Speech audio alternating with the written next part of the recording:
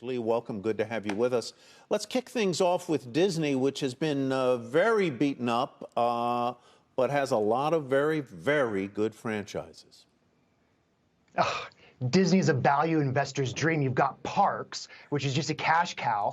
They have, there's a limited amount of people they can put in per day, and everybody wants to go to Disney. And if they need to raise prices, all they do is just flick a switch, and consumers will pay it. I think that it's suffering a little bit from the culture wars in Florida, which, Tyler, I find ironic as a guy who grew up in the 80s. Remember when Disney was hassled because they wouldn't let two boys or two girls dance together at parks and stuff? And now we've come full circle in Florida. But I think the catalyst for the stock is not just that cash cow of the parks, but it's streaming. If you have kids under 18, you know what I'm talking about. You got to pay the mouse every month to get Disney Plus. I think they have the ability to raise prices maybe in the next year or so, and this is just an all-around great long-term stock. You buy them when they're down 50%. I'm all in. Has its political brush fire with Florida hurt it at all among customers?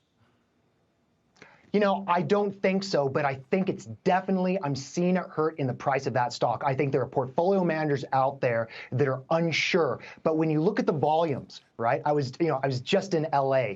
Those parks are full. People, and let me tell you, Republicans in Florida are still going to Disneyland. This is going to blow over. It's going to have very little effect on the long term. This is a tremendous buying opportunity. If it wasn't for this Florida issue, I think this stock would only be down maybe 30-35%, but not 50. Let's get realistic. Yeah, still some of these levels today, Disney at 101, Tesla in the low 600s, just amazing. So what about Darden, Olive Garden parent? What do you do with the stock?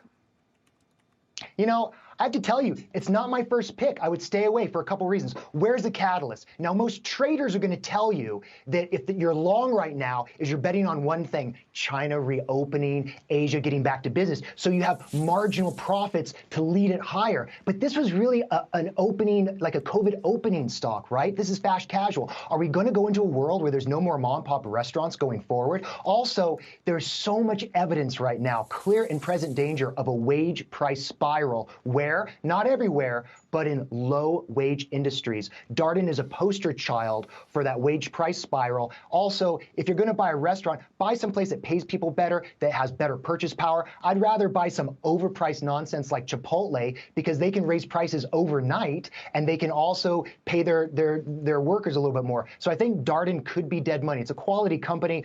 I just wouldn't do it right now. All right. And there's Darden again, down about 15% over the past few months and almost 30% this year. Shall we move on to Dr. Horton? That's our final, or Dr. Horton? Yes, Dr. Horton. Well, I have to tell you, I would pick this, but there's a few caveats. To me, this is a related trade on the 30-year Treasury. What do I mean by that? There's a lot of traders out there that are trying to go long Treasury or long things like home builders with the expectation that the Fed is going to cut sometime early next year. I know it's crazy. We're talking about the Fed cutting rates that they haven't even hiked yet, but that's a mentality of this market, and home builders are going to be a big recipient of it. So if you just are a value play, if you just like low valuations, I think Darden is a great pick. Here's my thing, though. I'm all for home builders.